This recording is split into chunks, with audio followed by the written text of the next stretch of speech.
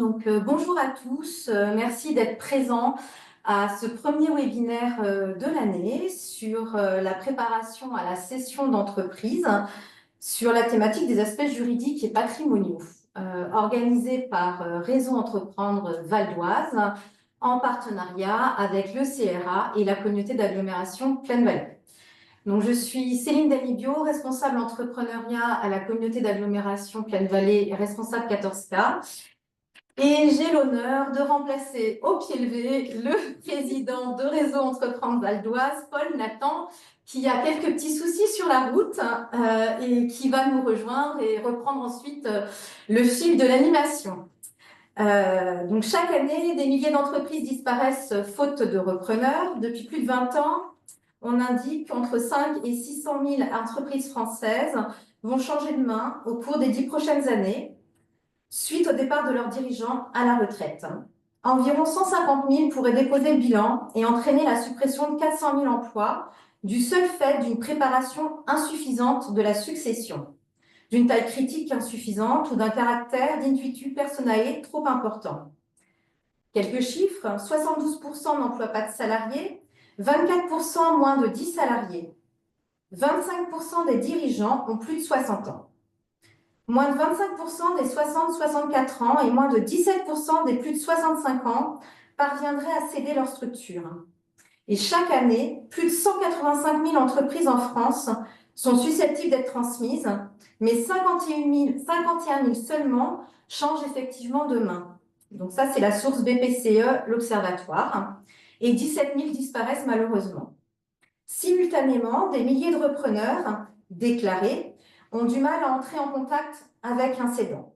Dans plus des 2/3 des cas, cela se fait par réseau, ce qui peut créer une présomption de confiance, mais aussi être source de difficultés, voire de contentieux. Donc, je remercie nos 3 intervenants qui sont ici présents ce soir pour partager leur expérience et également des bonnes pratiques sur la cession d'entreprise. Donc, on va commencer par Stéphanie. Donc, Stéphanie Pérez-Miermont, oui, de la Banque Populaire Rive-de-Seine. Rive-de-Paris, pardon.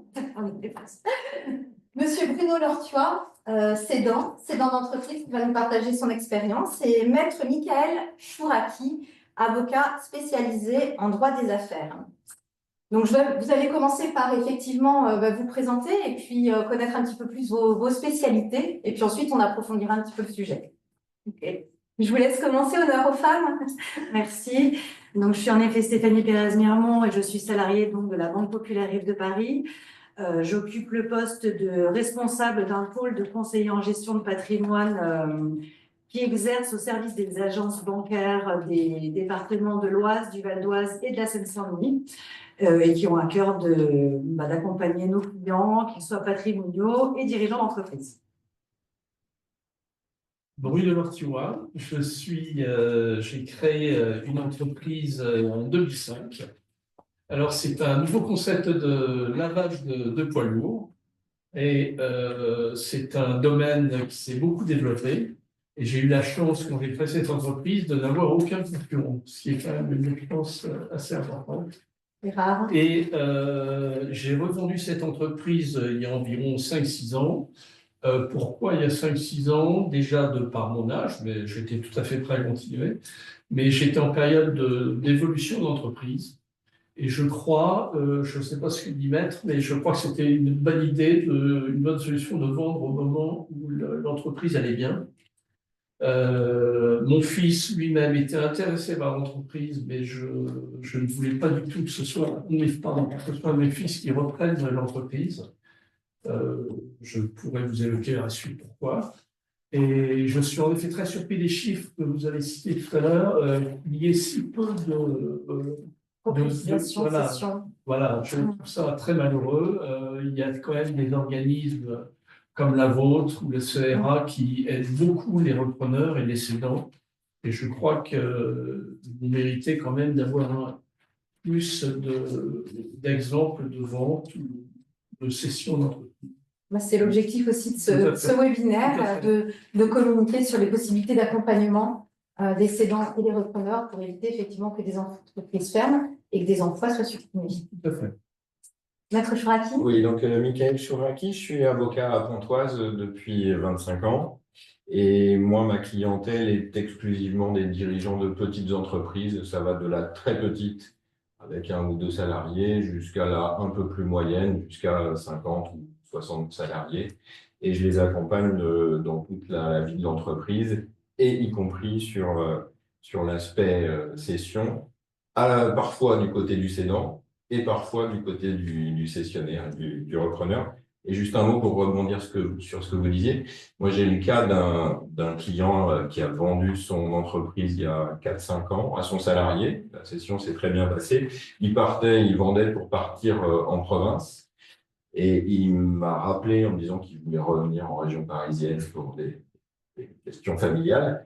Et il était embêté parce qu'il n'avait pas accès vraiment à des entreprises qui étaient susceptibles d'être prises, qui pouvaient l'intéresser.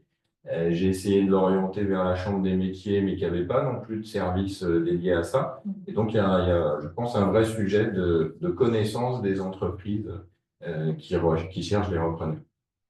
Très bien. Et donc, quel est le rôle de l'avocat dans la mise en place d'une cession d'entreprise? Comment vous intervenez?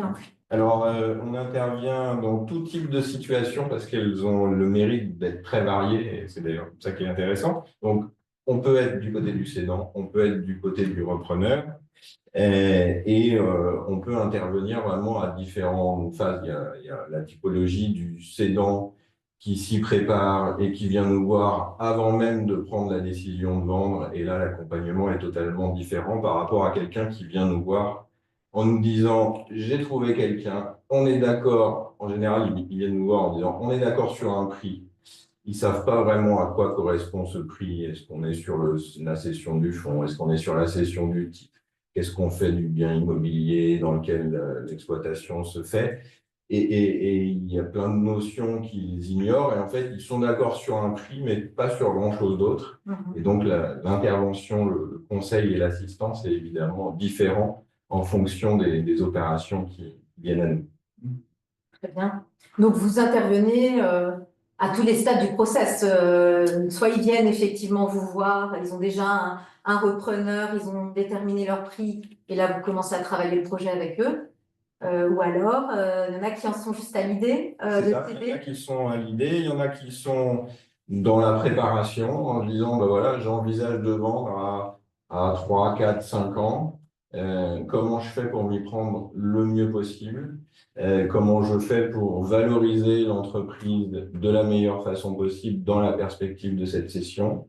Il y en a qui envisagent une cession à des tiers. Il y en a qui envisagent une cession et une transmission aux enfants, et ça pose d'autres problématiques, effectivement, et notamment quand il y a plusieurs enfants, qui travaillent dans l'entreprise, les autres ne sont pas intéressés. Bref, il y a des problématiques qui sont extrêmement variées, et qui dépendent vraiment de la situation et de la recherche du vendeur, quand on est du côté du vendeur, parce qu'il n'y a pas toujours non plus les mêmes attentes sur l'accompagnement. Est-ce qu'il est accompagné au quotidien dans le cadre de son entreprise? Est-ce qu'il a un expert comptable qui le conseille de façon régulière? Est-ce qu'il a un avocat ou un conseiller, un notaire ou autre qui l'informe des possibilités? Parce que quand on a trouvé un repreneur, on est déjà dans l'urgence quasiment.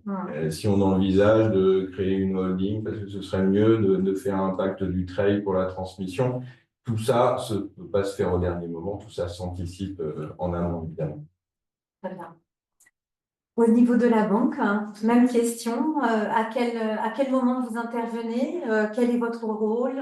Quels sont les services que vous pouvez proposer? Alors, de la même manière que Maître Chouraki, nous, on intervient à tous les stades du process de la cession, mais on intervient généralement bien en amont, parce que nous, pour le coup, quand le cédant a déjà identifié le repreneur, il y a tout un tas de solutions qui ne peuvent plus lui être proposées, et du coup, l'optimisation de sa cession est un petit peu moins qualitative, on va dire ça comme ça.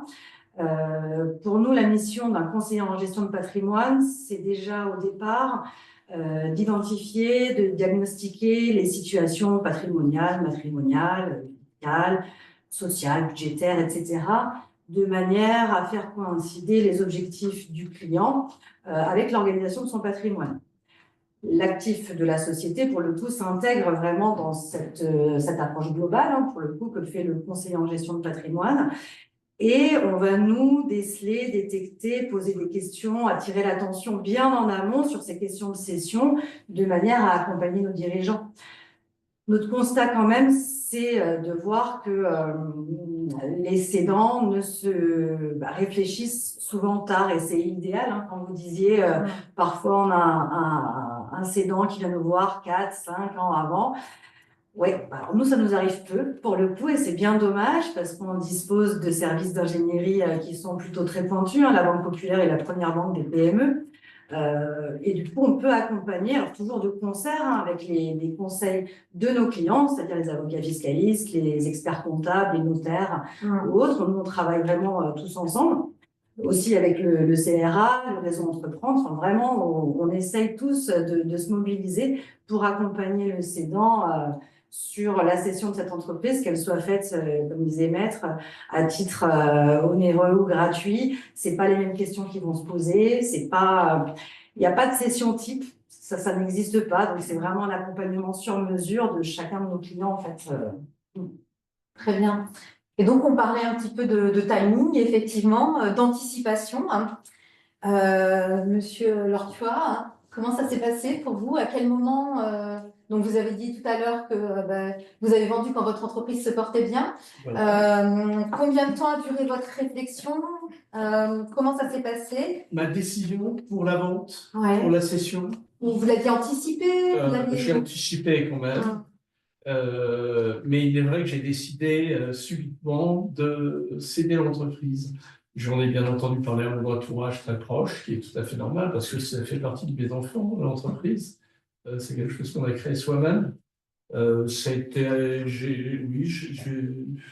vais dire 1 mois et demi, 2 mois de réflexion, et après, j'ai vraiment étudié, avec l'aide de Monsieur Laval, du CRA, un tableau bien spécifique sur l'activité de l'entreprise. Voilà. Donc, vous êtes tourné vers le CRA. Tout Vous à l'avez fait. connu comment, le CRA? Eh bien, par relation. Très bien. On m'en a parlé. Quelqu'un déjà avait rencontré M. Laval. Et c'est comme ça que j'ai... Donc, le CRA, l'Association des cédants et repreneurs d'affaires, qui est une association nationale avec des fédérations effectivement plus locales. Et notre représentant dans le Val d'Oise, notamment, au Nord Île-de-France, c'est Léon Laval, qui s'est occupé de vous. Et au-delà du CRA, d'autres personnes, vous êtes tourné vers qui, votre expert comptable? Mon expert comptable, tout à fait. J'en ai parlé à mon expert comptable. Et ensuite, j'ai pris l'aide d'un avocat, ce qui est très important, au niveau évidemment juridique.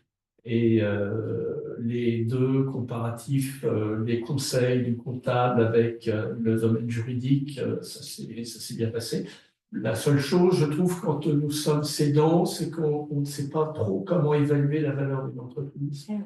Et ça, c'est vrai que j'ai été aidé par ma banque également. Et mon avocat, voilà. Juste pour rebondir sur ce que vous disiez. Alors, c'est vrai que c'est important d'être assisté à la fois par un expert comptable et aussi par un avocat, parce que nos domaines d'intervention, s'ils peuvent paraître proches, parfois sont quand même assez divers. Et plus globalement, hein, que ce soit avec la banque, que ce soit avec l'intervention d'un notaire, l'idéal, c'est quand tout le monde est prêt à communiquer les informations, que tout le monde est disposé à travailler ensemble et que personne essaye de tirer la couverture à soi. C'est beaucoup plus efficace dans l'intérêt du client, effectivement, quand on est dans ce type de relation un peu plus saine. Alors, les mauvaises langues disent que si vous demandez 10 évaluations, vous aurez à peu près 10 valeurs différentes.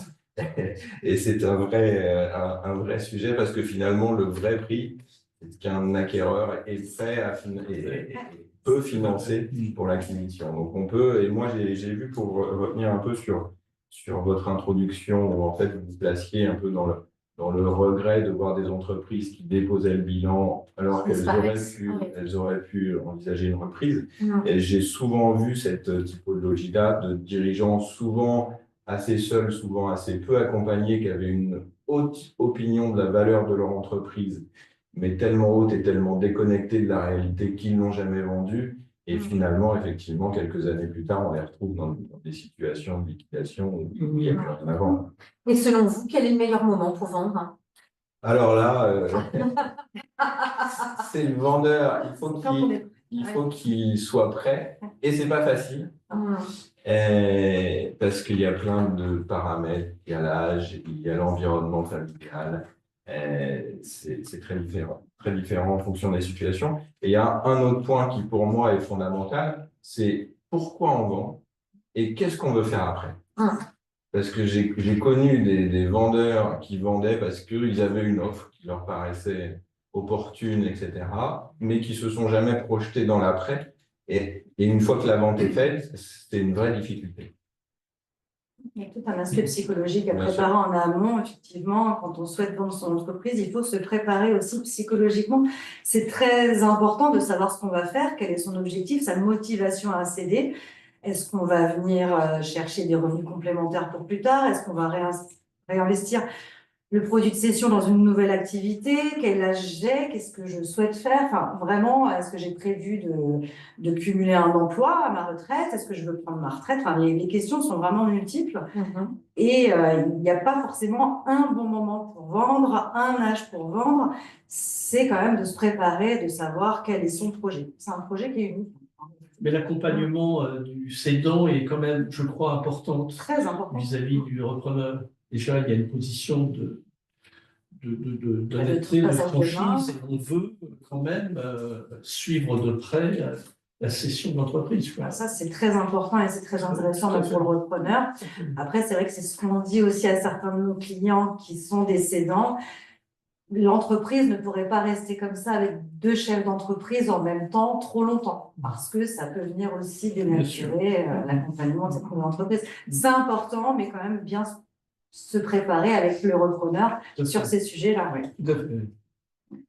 Et du coup, Monsieur Lortois, vous, quand vous avez vendu, donc tout à l'heure, vous nous aviez dit que vous n'avez pas pris votre fils comme repreneur. Tout à fait. Je peux évoquer la raison, si vous voulez.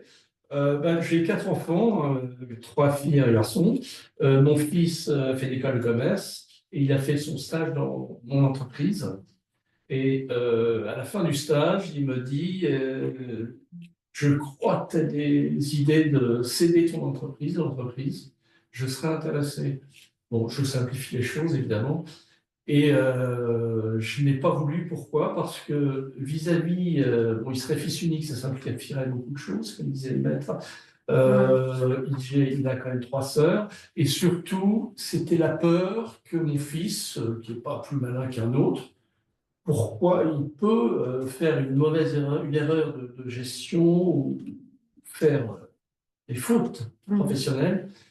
Et je n'aurais pas voulu que mon fils, si vous voulez, s'endette à long terme pour des raisons de mauvaise gestion. Ça m'aurait vraiment perturbé. Et une chose aussi très importante, ça c'est ma femme qui me l'a dit, si mon fils avait repris l'entreprise, je crois que je serais toujours dans l'entreprise. Vous n'auriez pas décroché. Et du coup, vous, quels sont les aspects que vous avez privilégiés au niveau de cette session? Pour la vente, les arguments. Oui, et puis surtout, qu'est-ce qui vous a fait basculer? Quelles étaient vos motivations? La pérennité de votre entreprise? Vous vouliez vendre pour conserver les emplois? Vous aviez combien de salariés? Nous étions très peu de salariés. Nous étions 11 au total. Et oui, 11 emplois voilà, maintenus. enfin, il y en avait 8 plus 2 à 3 personnes en plus le week-end en dépannage. Ce sont des étudiants très souvent. Et la pérennité de l'entreprise pour moi était très importante. Ça, c'est. C'était votre bébé qui devait. Tout à fait. J'ai reçu des candidats. Je sens, on sent, je crois, on a le feeling pour ça. Vous les avez accompagnés ensuite? Je les accompagnais, tout à fait. Et tout à fait. Et j'ai de la chance, c'est qu'encore aujourd'hui, de temps en temps, il m'appelle pour aller faire un déjeuner ensemble, ce qui me fait très plaisir. Voilà. Et c'est une entreprise assez importante qui m'a repris. Donc, Ils avaient de gros moyens que je n'avais pas. Ils ont renouvelé tout le matériel, des véhicules neufs, des camions neufs, etc. Donc ça, ils ont ouvert des agences en France. Votre épouse n'était pas dans l'affaire? Non, mais elle l'était indirectement. L'épouse fait partie de... C'est vrai. Ah, mais, ah. Tout à fait. Parce que je me Parce souviens- que, il faut pas croire, c'est vrai que elle s'est bien développée encore aujourd'hui, mais j'ai eu beaucoup de soucis au démarrage, et les soucis, je crois, tout fait d'entreprise, petit ou grand, le problème principal, je crois, c'est personnel. Personnel, c'est quand même une chose à suivre. Et donc, vous avez créé votre entreprise, vous êtes parti d'une feuille blanche, Tout à fait. c'est ça? Parce que c'est effectivement pas les mêmes problématiques que de reprendre un outil qui fonctionne déjà. C'est d'autres sujets, d'autres problématiques. Oui, tout à fait. Tout à fait. D'autant plus que j'étais le premier à faire ça. Oui. C'est un nouveau concept de lavage de polo. Donc, je me tourne vers l'avocat. Au niveau de la place, effectivement, de la famille et de l'épouse par rapport au régime matrimonial, comment ça se passe en fait au niveau de la session d'entreprise, comment ça se prépare Alors là, c'est pareil, hein, on a tout type de situation. On a des épouses et Oui, des en époux fonction, effectivement. qui parfois travaillent tous les deux dans l'entreprise, qui parfois ont tous les deux des participations dans la société, pas toujours égalitaires, pas toujours équitables avec parfois un qui a une plus grosse participation alors que l'énergie qu'il met, le temps qu'il y passe, n'est pas en corrélation. Et donc, on a tout type de problématiques et en fonction de ces problématiques, on s'adapte vraiment, c'est du sur-mesure, hein. Il n'y a pas de cadre de session, il n'y a pas, il y a pas un code de la route de la session, c'est vraiment très sur mesure. Il faut tenir compte de la personnalité des clients, de la particularité des activités qui sont transmises, de la particularité de la réglementation qui s'applique à l'activité transmise. C'est vraiment difficile de faire des généralités dans ces domaines-là. Mais il y a différents cas, effectivement, qui se préparent et en fonction, vous préparez effectivement les différentes options. Oui, tout à fait. Et puis, on a aussi, quand on est du côté du cédant ou du repreneur, on a très souvent en face un confrère avec qui on échange sur les problématiques qui, elles, juridiquement, sont assez cadrées sur la cession, sur la non-concurrence, sur l'accompagnement, sur la garantie de passif. Voilà, c'est des passages obligés et il faut qu'on discute de ces sujets-là. En général, on le fait entre confrères, on essaye non pas de mettre les clients à l'écart de ces discussions, mais voilà, tout l'aspect très technique, nous, notre rôle, c'est que la session se fasse dans un cadre de sécurité juridique parfaite, qu'elle ne puisse pas être contestée. On a un rôle d'information, et l'information est capitale pour permettre aux dirigeants ou aux repreneurs de se positionner, de prendre ces décisions. On ne prend pas les décisions à la place de personne, mais on informe pour permettre aux clients de prendre les décisions qui lui vont bien. Oui, c'est exactement ça. Si je peux me permettre de rebondir, c'est dans ce genre de réunion qu'on peut faire autour d'une table à plusieurs, justement, c'est d'enlever toute la partie émotionnelle. Parce qu'en fait, quand il y a le cédant et le repreneur, c'est toute une vie, c'est un bébé qu'on transmet, c'est une nouvelle chose, on va investir quand même beaucoup d'argent, enfin, c'est très impliquant. Et le fait d'avoir la tête froide par rapport au conseil qu'on a, ça permet d'enlever toute l'émotion, pour le coup, et d'avoir justement rentrer dans les cadres et de pouvoir accompagner au mieux juridiquement. Et comment ça se passe quand il y a des actifs immobiliers au niveau de l'entreprise, au niveau de la cession? Là, c'est pareil, il n'y a pas forcément de bonne ou de mauvaise réponse. Alors, on dit quand même bien souvent que c'est quand même mieux de ne pas loger son actif au bilan de sa société, parce que lorsqu'on va, par exemple, partir à la retraite, l'idée, c'est qu'on va loger, par exemple, dans une SCI ou un autre véhicule, ça permet de venir compléter ses revenus. Mais tout va dépendre aussi de la négociation qu'on va faire avec le repreneur. Tout dépend de l'activité de la société. Est-ce que le repreneur va vouloir, lui, louer ses locaux? Est-ce qu'il va vouloir les racheter, finalement, parce qu'il en aura besoin, puis il pourra être libre de faire ce qu'il en veut? C'est pareil, sur ces sujets-là, c'est aussi du sur-mesure où ça va s'appliquer en fonction des besoins de chacun. en réalité. Alors là, juste, si je peux me permettre Bien de sûr. dire, heureusement, on ne voit plus trop de Non, de biens moins en moins. immobiliers qui sont C'est logés ça. dans la société d'exploitation. Mais ça, c'est parce qu'il y a l'accompagnement avant la Voilà. session. Et heureusement, alors je ne sais pas, il y a dû avoir une mode dans les années 70 ou les années 80 Là, c'est- pour mettre l'immobilier dans la société d'exploitation. Et c'est un vrai sujet parce que 9 fois sur 10, on n'arrive plus à le sortir à des conditions fiscales acceptables. Et donc là, je pense que tous les conseils sont à peu près carrés sur le fait que on fait l'exploitation sur une société commerciale, quelle que soit sa forme. On fait l'immobilier sur une société civile immobilière le plus souvent et on se fait un bail entre l'une et l'autre. Et au moment de la cession, évidemment, la question du sort du bien immobilier est aussi fondamentale. Et c'est quelque chose qu'il faut essayer, dans la mesure du possible, de régler au moment de la cession. Souvent, il y a des difficultés quand on se dit, bah voilà, l'urgence, c'est de transmettre l'activité. Le bien immobilier, on verra plus tard, on est à peu près d'accord, mais on verra plus tard. Le plus tard, les accords peuvent se transformer en situation vraiment très difficile et voire conflictuelle. D'où l'importance pour les cédants d'être accompagnés d'un Bien sûr. avocat Oui. et d'un acte de banque. Ça, c'est très important. Tout à fait. Et est-ce que vous êtes d'accord, effectivement, pour dire que le cédant doit préparer son entreprise, pardon, sa cession, en optimisant ses résultats, en la toilettant juridiquement et en la faisant auditer?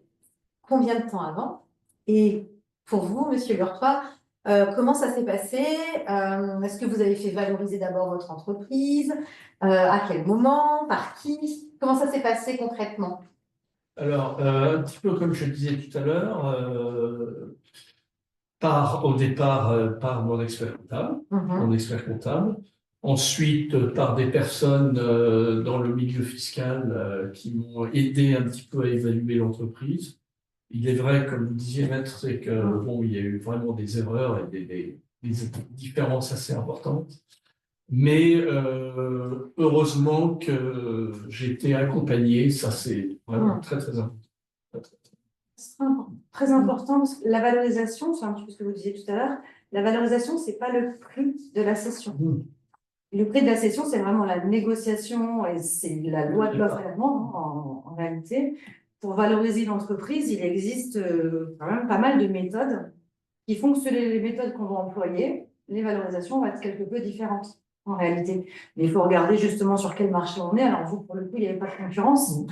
Donc, c'était peut-être encore une méthode, enfin, il existe des méthodes pour voir, même si quand on n'a pas de concurrence. Mais c'est vrai que ces valorisations-là peuvent varier en fonction des méthodes qu'on choisit. Tout à fait. C'est pour ça que c'est important de se faire entourer de plusieurs conseils. Oui, exactement.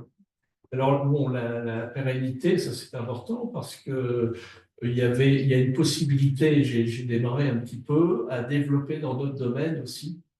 Et c'est ce qui a plu à mon repreneur également, qui lui était déjà dans les locations de véhicules à l'échelon national, dans tous les aéroports, dans toutes les gares, etc.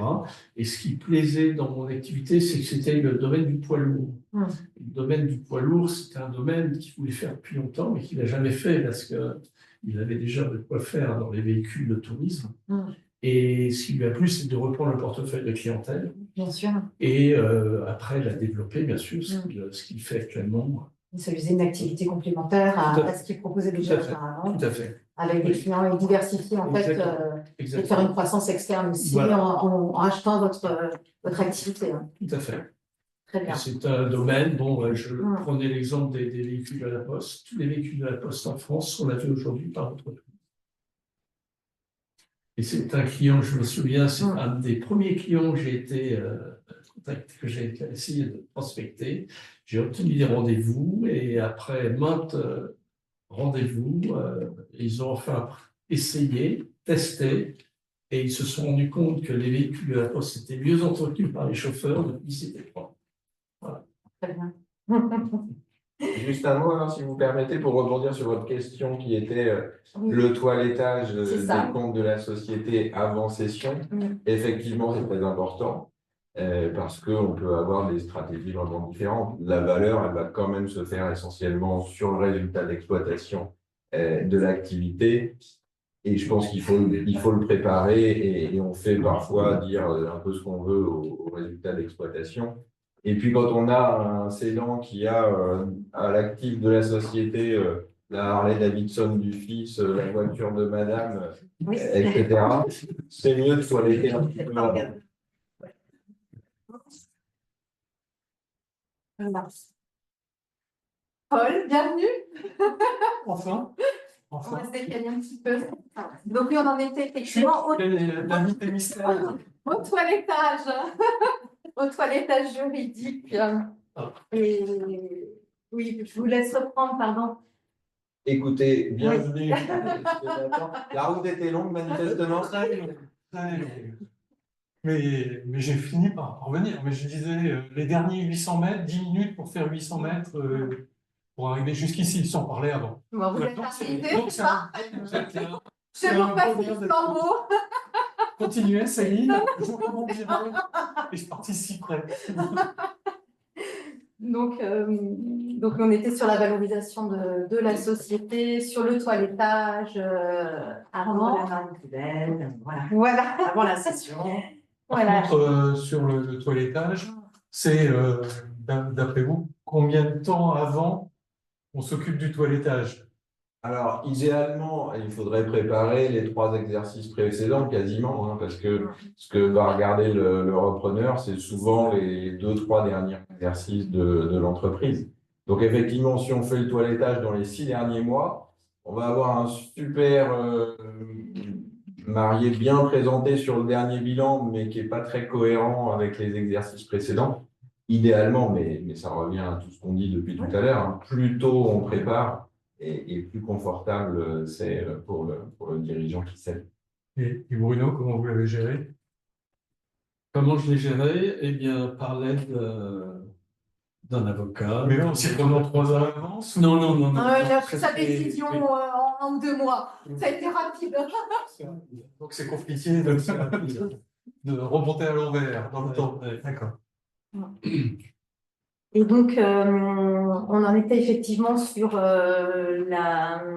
l'existence d'une holding. Est-ce que Maître, vous pensez que c'est un plus Ah oui, là, Au clairement, on niveau de- va être à peu de près la d'accord session, sur ouais. le fait que la holding va ouvrir des possibilités et des opérations beaucoup plus intéressantes. Maintenant, une holding, pourquoi faire? S'il n'y a pas de volonté, et encore une fois, on est dans la préparation de pourquoi le cédant veut vendre à cet instant-là et qu'est-ce qu'il a comme projet par la suite. Tout ça, c'est fondamental. Et effectivement, avoir une holding pour rebondir sur une autre activité ou pour gérer de façon patrimoniale le prix de cession, c'est évidemment des outils utiles, voire même indispensables. Mais à quel moment faut-il penser à faire une holding? Parce que j'allais dire tant au niveau du conseil de la banque que de l'avocat. Est-ce que c'est déjà, alors si c'est déjà une reprise qu'on revend, c'est au moment où je fais ma première reprise dans la perspective de la En vente? général, À quel moment la holding? Parce que est-ce que ça a un intérêt de constituer une holding pour la vente? Quel est l'intérêt? Enfin, l'intérêt de la holding en elle-même, bon, des fois, on n'a pas le choix finalement. C'est le seul moyen de réussir à faire l'opération, mais des fois, on a le choix. Donc, Alors, comment vous voyez les choses? je me permets? Allez-y. Quand on est dans une typologie où il y a déjà eu une reprise à l'origine et une revente par la suite, le repreneur il est quasiment obligé de constituer une holding à partir du moment où on a un prix de cession d'une certaine valeur et que les échéances bancaires du financement vont nécessiter de sortir des montants qui ne peuvent pas être soumis à cotisation sociale, à fiscalité d'impôt sur le revenu. Donc, la reprise côté acquéreur, dans 95% des cas, est quasiment obligé de constituer une holding pour la reprise. Alors, cas de figure, j'ai une holding. Qu'est-ce que j'ai intérêt à faire? c'est vendre ma holding en supposant que la holding n'a qu'une entité juridique. La cible, est-ce que j'ai intérêt à vendre ma holding ou est-ce que j'ai intérêt à vendre la société qui appartient à la holding? Alors là, je dirais que, sauf exception, il va falloir vendre les titres de la société d'exploitation par la holding. Donc, c'est la holding qui va vendre les titres au repreneur et c'est la holding qui va percevoir le prix de cession des titres. Et ensuite, il faudra se poser la question, qu'est-ce qu'on fait de ce prix de cession? Est-ce qu'on le réinvestit? Comment on le réinvestit? Est-ce qu'une partie part dans le patrimoine du dirigeant ou pas? Mais voilà, là aussi, la majorité des cas, c'est quand même la holding qui va céder les titres de la société d'exploitation.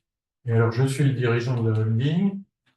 Quel est enfin, où je dois me positionner? Est-ce que je dois me positionner dans la société d'exploitation ou la holding en tant qu'animatrice, etc., avec des management fees, des choses comme ça, sachant que je vends et je vais partir à la retraite.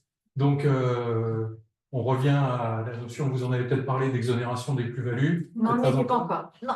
Donc, et de se dire, effectivement, dans tout le conseil qu'on peut donner, et par rapport à l'âge de départ à la retraite, il y a la problématique de savoir si j'ai intérêt à cumuler ça avec mon départ à la retraite, et où est-ce que, et là ça peut s'anticiper, s'il y a une meilleure solution, où est-ce que moi, en tant qu'individu, je dois être localisé pour optimiser fiscalement.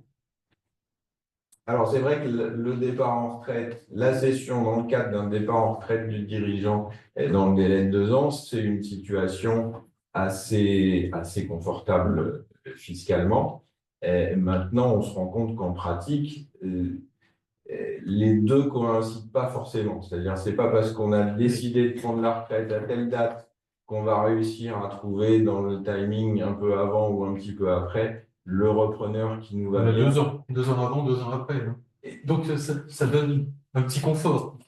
Ça donne un petit confort, mais c'est pas hyper confortable quand même hein, de le faire comme ça. Moi, je me suis mis dans ce cas de figure-là. Et ça a bien fonctionné. J'ai fait valoir mes droits à la retraite et j'ai vendu dans les 2 ans.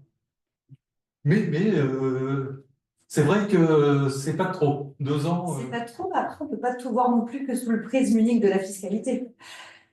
C'est vrai. Et c'est pour ça que l'âge de départ, et peut-être vous l'avez dit en introduction, mais comme on se rend compte que plus on vieillit, moins on a la probabilité de vendre, en fait, il faut que la structure soit de plus en plus grosse pour que ça se fasse sans problème.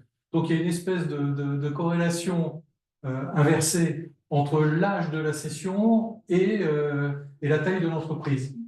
Et donc on voit bien qu'il y a des vrais enjeux autour de tout ça. Plus la boîte est grosse, plus la fiscalité et les plus-values risquent d'être lourdes, en particulier si vous êtes créateur. Donc voilà, il y a tout, c'est vrai qu'il y a toute une réflexion autour de la fiscalité, même si au moment où on vend, c'est pas forcément l'élément déterminant, parce que c'est le moment, je ne sais pas dans quelles conditions vous avez vendu, Bruno, mais il y a un moment où il faut psychologiquement être prêt. Bon. Mais la fiscalité, j'allais dire, quand on est toujours rattrapé par, moi j'appelle ça notre associé, qui est le fisc. Le principal associé. En tout cas, l'associé incontournable. L'associé incontournable. C'est vrai. Donc, c'est vrai que cette notion.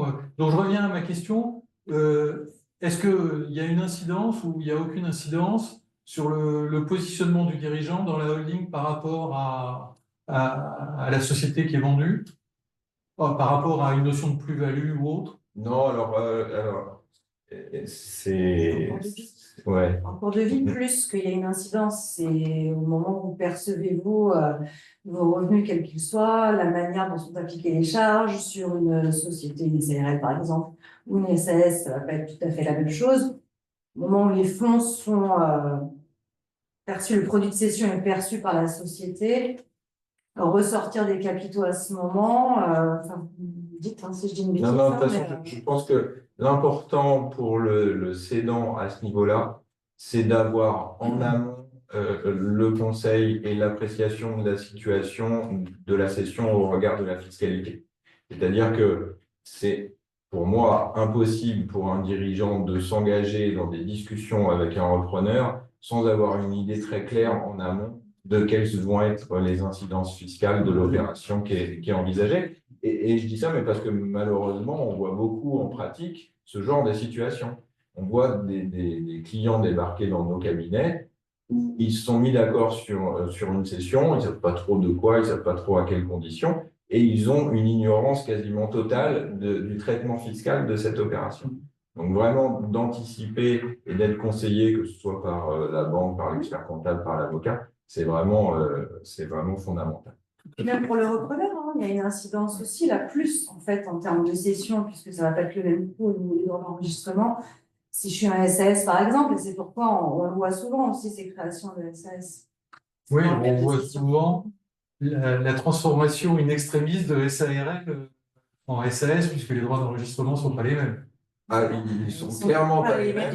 Donc du coup, on voit dans ce coup une espèce d'emballement juridique où on dit ah ben c'est le moment de transformer Oui, un SARL en SAS. On voit même des promesses de cession de titres qui sont soumises à la condition suspensive de la transformation préalable, dès lors que l'administration fiscale nous a dit que ce n'était pas un abus de droit de transformer une SAS même 2 heures avant la cession pour bénéficier des droits de mutation à taux réduit. Et ça fait une sacrée différence, hein. On passe de 3% à 0,1% sur des prix de cession importants. Ouais.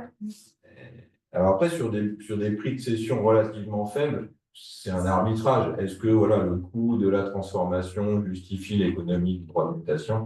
C'est un Oui, arbitrage. puis c'est ce qu'on se dit aussi. Parfois, il n'y a pas forcément besoin de créer des usines à gaz quand ce n'est pas nécessaire, hein. Non plus. Très bien. Je vous repasse la main, Céline.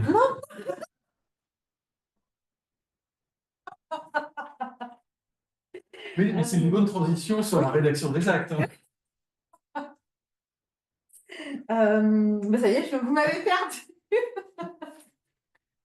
Non, mais effectivement, on arrive à la rédaction Sur, des actes et oui.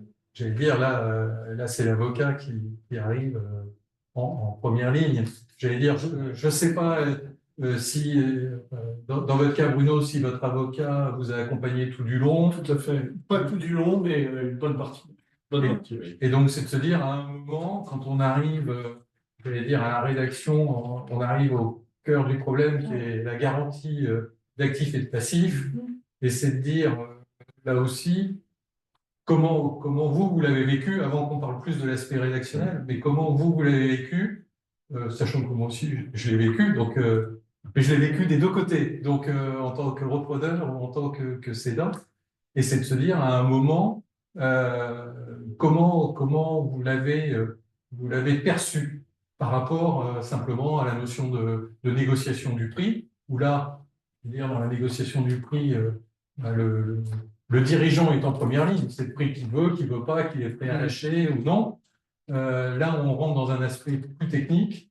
Donc, c'est de se dire comment vous vous êtes positionné par rapport à ça, complètement en retrait, impliqué.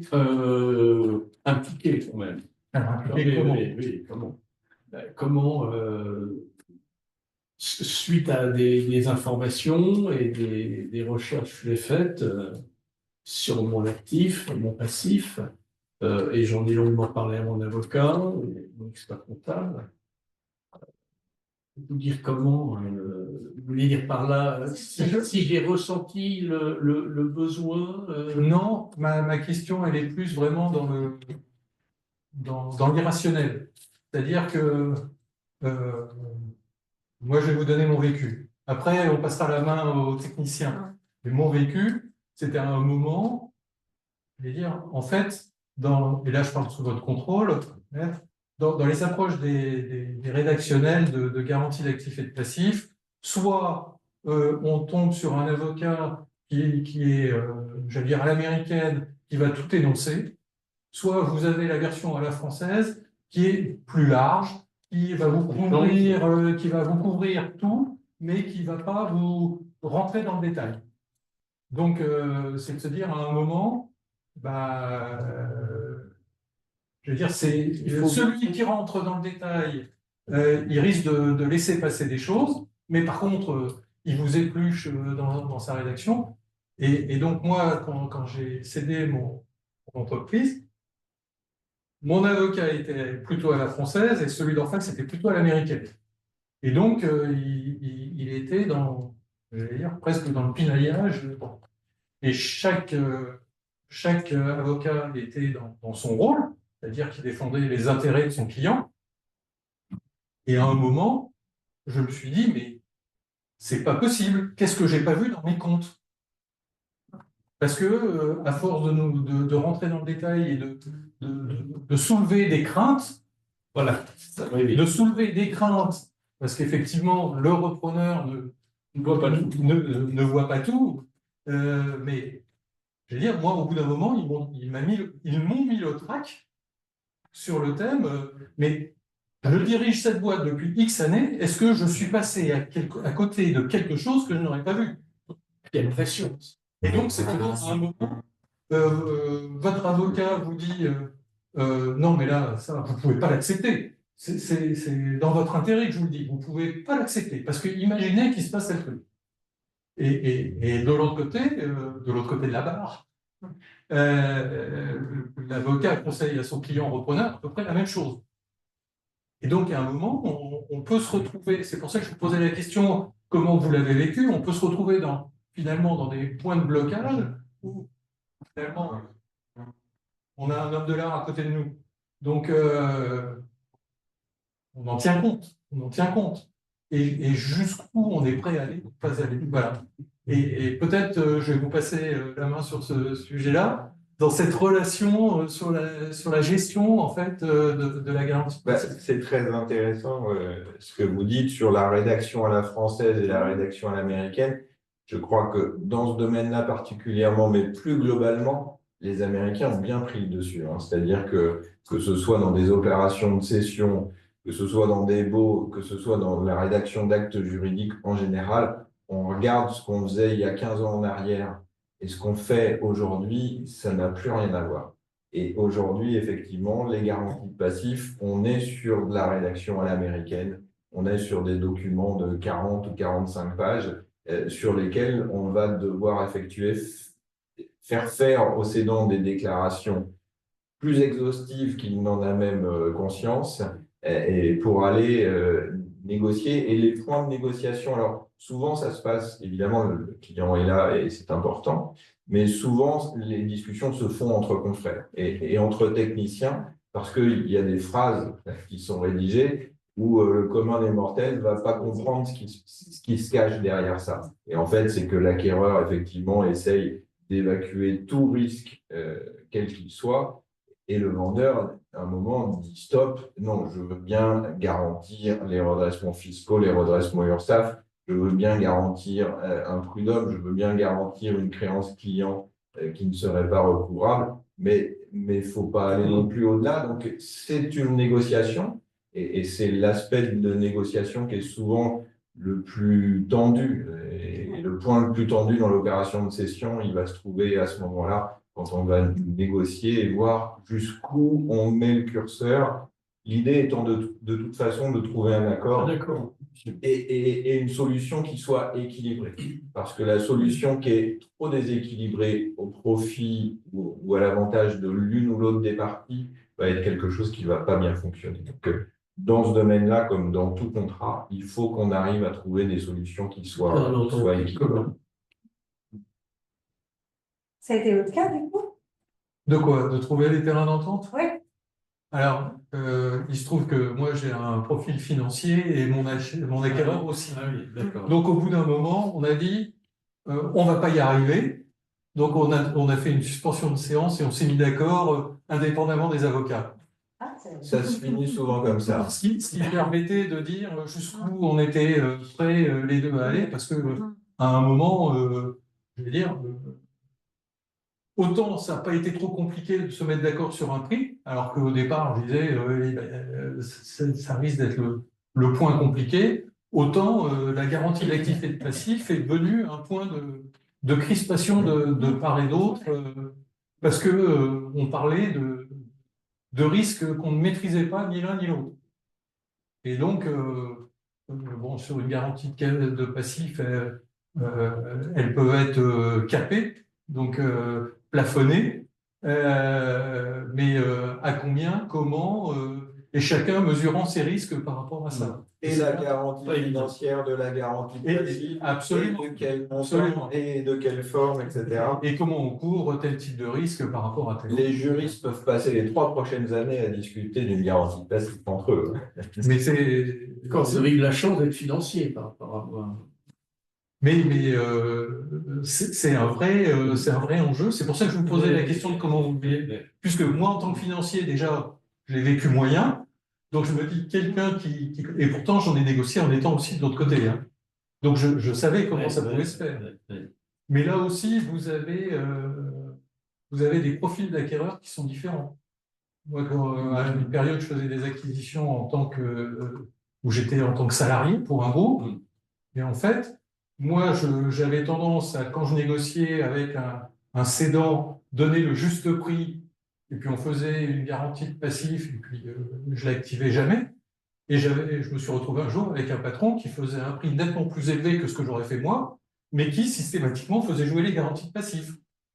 Voilà. Et voilà. Et ça, vous pouvez pas le savoir avant. Quelle est la meilleure solution. sauf si vous connaissez votre interlocuteur à qui vous cédez, si vous tombez sur quelqu'un qui est je te propose un prix élevé, mais je sais que derrière je vais te faire un audit et que je vais te récupérer une partie du prix.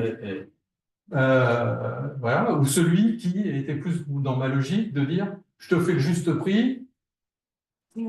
Je ferai jouer la garantie de passif si vraiment j'ai l'impression d'avoir été trahi. Donc que tu m'as vraiment caché quelque chose. Un truc qui se révèle après coup et qui... bon, je ne voudrais pas chercher les coups là-dessus. Donc voilà, c'est là aussi... Il y a un délai là-dessus Oui, c'est limité dans le temps. C'est limité. En général, les prescriptions fiscales et sociales. Et effectivement, on voit tout type de typologie. Moi, j'ai déjà vu un client qui, post-cession, a découvert un peu de passif résiduel qui n'était pas là. Bon, il n'a pas voulu perdre son temps à aller mettre en œuvre une garantie de passif parce qu'il s'est concentré sur l'exploitation. Il s'entendait bien avec son vendeur, il comprenait que ce n'était pas volontaire ou autre, et ça s'est terminé comme ça. Il y a d'autres sujets post-cession qui peuvent être extrêmement lourds. C'est du contentieux de mise en œuvre de garantie. Ou alors là, les avocats se régalent avec des procédures qui vont durer des années en fonction des sujets qui sont traités dedans. À éviter. Peut-être comme on arrive vers la fin, un mot quand même sur tout ce qui est ingénierie, stratégie patrimoniale dans ce contexte-là, sachant que déjà il faut peut-être définir le terme stratégie, ingénierie patrimoniale, ce qu'on entend par là, parce que c'est des grands mots et qui peuvent recouvrir beaucoup de choses sûrement. C'est des sujets qui sont très vastes. On en a parlé un petit peu tout à l'heure, justement, lorsque je présentais ma fonction et la fonction de mon équipe, qui sont donc des conseillers en gestion de patrimoine, de dire qu'on s'accompagnait nous-mêmes de services d'ingénierie qui étaient plutôt pointus et qu'on travaillait de concert aussi avec les conseils de nos clients. Donc, c'est dire l'ingénierie est quand même très vaste puisqu'on va aller travailler des situations patrimoniales, comme je disais tout à l'heure, matrimoniales, fiscales, sociales, même. On parlait même de structuration d'entreprise tout à l'heure, on posait la question de savoir est-ce que je suis en SAS au moment de la sortie ou non. Et ça, c'est des sujets qu'on va regarder plutôt, nous, dans l'accompagnement du client. Et on est même bien avant session, là, pour le coup. Et on va essayer de mettre en face du client l'expert qui va bien. En fait, nous, notre métier, c'est d'aller détecter et d'aller rechercher vraiment l'expertise qui va bien au moment où le client en a besoin. Et au moment de la session, autour de la table, on représente quand même pas mal de fonctions, parce que dans les métiers d'ingénierie, il va y avoir un service qui va s'occuper d'évaluer la valorisation de la société. Et c'est ce qu'on disait, la valorisation n'est pas nécessairement le prix. aussi. Et la valorisation se traduit au travers de multiples méthodes. Donc, par rapport à la société qu'on a, sa taille, par rapport à la concurrence, par rapport au marché, enfin, peu importe. Donc, il y a ces ingénieries-là. Il y a aussi les ingénieries qui vont travailler plutôt, là, un petit peu comme vous, justement, en tenant des registres sur lesquels nous, on peut accompagner un cédant, puisqu'on a aussi des registres sur lesquels on a des repreneurs potentiels. On met en relation aussi ces clients entre eux. Je reviens peut-être sur un point que vous avez abordé, Oui. mais je veux dire, si on pouvait dire statistiquement, est-ce que vos clients qui se vendent spontanément vous contactent systématiquement, très Non, rarement? c'est exactement ce qu'on disait un peu en préambule, c'est que généralement on est contacté juste avant la session, ou même c'est déjà cédé, c'est-à-dire j'ai déjà mon repreneur. Même vous disiez que il y avait différentes typologies, mais que dans une majorité de cas, on vous informez, en tout cas, voilà, je viens de signer un protocole, j'ai trouvé. Nous, on est quasiment en tant que banque, bien souvent, c'est je vais avoir les fonds. Donc, on est vraiment très, très loin dans le processus, c'est très avancé. Et ça, c'est pour une grande majorité de nos clients. Et c'est pour tous nos clients qui ne savent pas qu'on existe, en réalité. Parce que un client va pas se poser les bonnes questions. Pourquoi je vais me poser la question de céder mon entreprise 10 ans avant? Plein de belles choses à vivre, plein de belles choses à faire. J'ai autre chose à faire que de penser à ma session. Psychologiquement, je vais pas me préparer parce que je suis pas retraitée demain. Enfin, 10 ans, c'est long. Et c'est un peu toutes ces questions-là qu'un dirigeant ne va pas nécessairement se poser et sur lesquelles on va essayer d'attirer son attention, justement. Vous trouvez les solutions, donc une fois qu'ils Voilà. ils ont touché leur sous, Une fois qu'ils ont touché leur sous, on prend notre rôle de banquier et puis nous, on les accompagne en matière d'investissement, évidemment. Après, il y a des petites choses qu'on peut mettre en place, mais c'est pas aussi qualitatif que lorsqu'on est en amont de la session. Là, effectivement, on peut travailler justement à regarder comment est structuré le bilan, à regarder comment est structurée la situation patrimoniale du client, à voir quels sont réellement ses objectifs, qu'est-ce qu'il souhaite faire, qu'est-ce qu'il souhaite faire du produit de cession même. C'est un peu les questions qu'on posait tout à l'heure. surtout si ça reste encapsulé dans la holding. Est-ce que ça reste encapsulé dans la holding? Ça, c'est pour le coup une conséquence, mais du coup, qu'est-ce qu'il avait prévu de faire avec cet argent? C'est est-ce qu'il a souhaité les réinvestir dans une autre société, ou là, pour le coup, si c'est encapsulé dans la holding, il y aura peut-être moins de sujets que si lui pensait partir à l'autre bout du monde. Fiscalement, on peut à nouveau réoptimiser. Exactement. Si c'est ce cas de figure-là. Ça peut être ce cas de figure-là, puis des fois ça ne l'est pas, mais pour autant, quelqu'un qui souhaitait partir à la retraite va quand même, par rapport à des leviers fiscaux ou juridiques, réinvestir dans une société qui ne sera pas la sienne pour avoir justement des leviers fiscaux et prendre une partie du produit de cession. Peut-être se poser la question de la transmission de son patrimoine, de la protection de son conjoint. Enfin, les questions sont vraiment très multiples et c'est ce que je disais un petit peu tout à l'heure. On travaille vraiment de manière sur mesure parce qu'il n'y a rien d'universel. Les méthodes, il n'y a pas un mode d'emploi de la cession, il n'y a pas un mode d'emploi de la transmission, il n'y a pas quelque chose comme ça d'écrit où on va rentrer dans des cases. Il n'y a pas la solution avec un grand L. Pas de solution miracle, mais il y a la solution qui va convenir à chacun des cédants. Parce que celle-ci, elle existe.